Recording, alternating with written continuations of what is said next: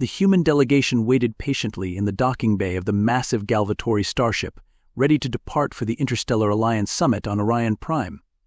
They were prepared for the usual gawking and whispers from the various alien races who had rarely, if ever, seen a human in person before.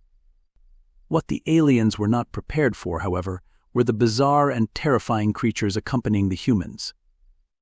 "Are those Vzorix?" gasped an insectoid Vzorix diplomat, mandibles clicking in distress. The heavily muscled beasts had razor-sharp teeth and claws capable of shredding most metals. The Vzorix were an apex predator species from the death world of Drexis, infamous for being virtually unkillable and nearly impossible to tame. Yet here were two of the nightmarish creatures, calmly following the human ambassador as if they were common domesticated pets. One Vzorix affectionately bumped its huge head against the female ambassador, nearly knocking her over. She laughed and scratched behind a stubby auditory nerve stalk. "Who's my good boy, Hasham?" "That's right, Remus. You're such a good boy." Remus growled happily, serrated teeth glinting.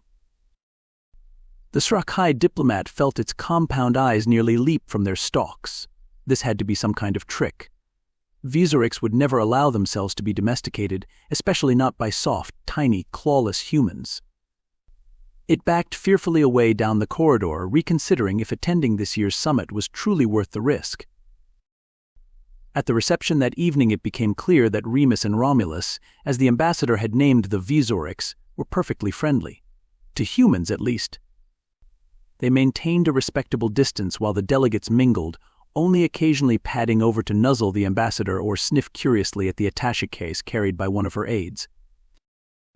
When greeted or praised by a human, Remus and Romulus were the picture of obedience, playfully flopping over to expose their armored bellies for scratched.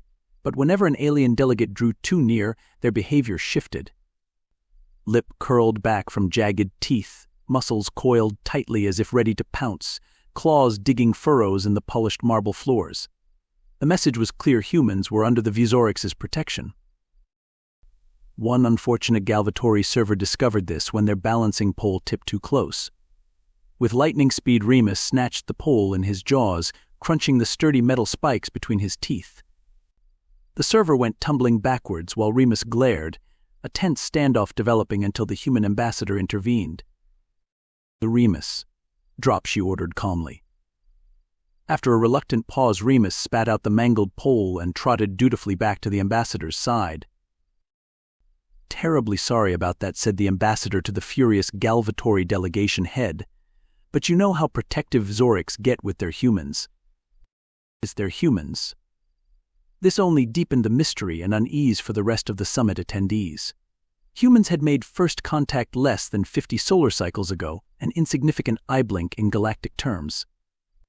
How could they possibly have developed so quickly such an inexplicable kinship with one of the deadliest hunter species in the known universe? Rumors and theories abounded in the aftermath of the reception. The human ambassador made little effort to explain the bond between man and Vzorix, casually referring to them as beloved pets. Even got them as pups, they overheard her remark. Pups. The idea of tiny, harmless Vzorix infants was absurd, yet so was a full-grown Vzorix willingly obeying the commands of scrawny, dull-clawed apes. In between trade negotiations and scientific exchanges, Remus and Romulus continued happily trotting alongside their humans. They were given a wide, anxious berth by the other delegates, but otherwise seemed content. Until the last day of the summit. The amphitheater bellowed with fierce argument as the Alliance members debated mining rights in the Omega Taurus stellar nursery. When a bulbous Porlu delegate seized the human ambassador's notes in its slimy feeding tentacles, Remus and Romulus finally took action. Before the humans could react themselves, nearly 700 kilos of muscle, sinew and jagged teeth propelled both Vzorix towards the offending Porlu. Chaos erupted in the echoing chamber. The Porlu's high-pitched squeals pierced the air as it frantically zipped away on its hoverpad, dripping viscous waste fluid in its terror. The Vzorix's roars rebounded deafeningly off the tiered stone benches where delegates stampeded towards any exit they could reach. Within seconds, the testy arguments had degraded into pure pandemonium. The human ambassador's voice cut sharply through the chaos. "Remus, Romulus. Stand down. The authority in her tone gave even fleeing delegates momentary pause. To their collective shock, both Vzorix instantly halted their pursuit and returned to the ambassador's side. Heads ducked apologetically. Order was shortly restored, although the Porlu delegate kept an exceedingly wide radius from the human section. In the aftermath, the Alliance Council reluctantly acknowledged that the Vzorix had been acting purely on fierce instinct to protect their adopted human pack. No sanctions would be imposed for the incident. Still, as the summit came to a close, few alien participants did not look forward to a merciful return home and respite from humans and their terrifying deadly companions. Word spread quickly throughout the galaxy of fearsome Vzorix utterly devoted to puny humans, heeding their every command. Holovids of the docile pair with the ambassador got billions of inquiries. Both disgust and wonder were expressed at this seemingly unnatural relationship. But the Vzorix pair were merely the first glimpse of Earth's previously unknown affinity for taming savage beasts. Later diplomatic envoys brought even more astonishing creatures. 300-kilo Smilodon fatalis specimens from Earth's prehistory, entrusted to gently carry human children on their backs. Towering Reek Health fighters from Karnak 7, bearing human riders on their feathery shoulders. Even a pair of aquatic grath sharks acquiring an odd taste for being stroked along their hides by their human partners. Theories multiplied over how such a relatively primitive species could so easily earn the trust of some of the most violent creatures in the known universe. Telepathic manipulation? Powerful pheromones? None of the hypotheses seemed to fit. The humans, for their part, remained characteristically silent aside from the occasional cryptic reference to something called puppy dog eyes. As time passed, astonishing new human-alien partnerships continued sporadically appearing at gatherings across Alliance space, but the proliferation of so-called human pets slowed as the population took an increasingly guarded view towards unsupervised interaction with the peculiar species. Large swaths of Terran fauna were preemptively classified as invasive following rumors of human diplomatic cargo holds transporting unknown bioforms off-world. Trade in Earth creatures became highly regulated, limiting humans' opportunities to unleash unfamiliar dangers. For a short period there was hope the humans might desist from collecting ever more alarming beasts. Then came first contact with the Croxim. The insectoid death dealers ruled over their bleak volcanic world virtually unchallenged.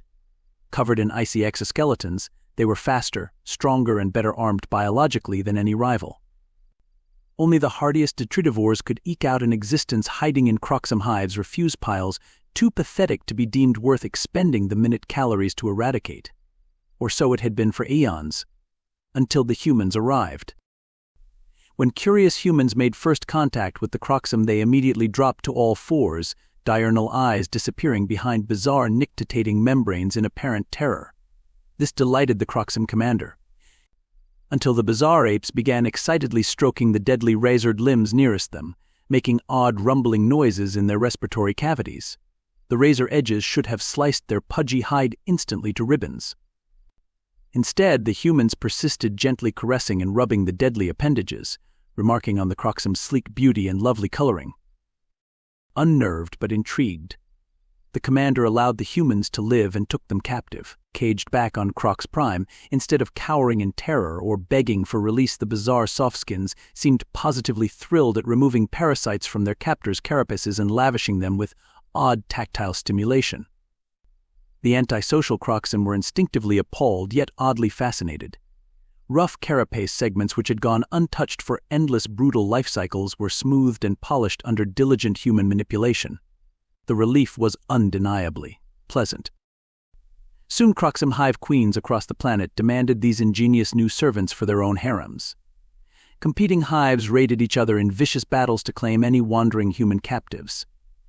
Croxim, who had originally helped subdue worlds for their vicious empress, began vying for honored roles, pulling human contraptions for physical transport. Hierarchy shifted radically almost overnight. Drones who attracted affectionate human attention gained status and privilege, while even high-ranked commanders found themselves suddenly out of favor for harming the peculiar pets. The bewildered Alliance first learned something was amiss when a massive Croxim war fleet appeared unexpectedly at Orion Prime. Fearing another ruthless invasion, defense forces mustered futilely against the vast armada until a tiny diplomatic shuttle emerged pleading in perfect Croxic for any humans to return home for much-needed R&R. Apparently the humans had not technically been abducted at all. Having cajoled most of a planet to cater to their every need and transport them anywhere in the galaxy they wished on a moment's whim was simply the newest feat attributed to humanity's strange power over ferocious alien races. Now, when pondering Earth and its inhabitants, non-humans oft repeat an ancient Terran adage: fear not the warrior who has trained 10,000 kicks once, but instead fear the warrior who has trained one kick 10,000 times. For when it comes to disarming apex predators, apparently humanity has long perfected that single devastating kick.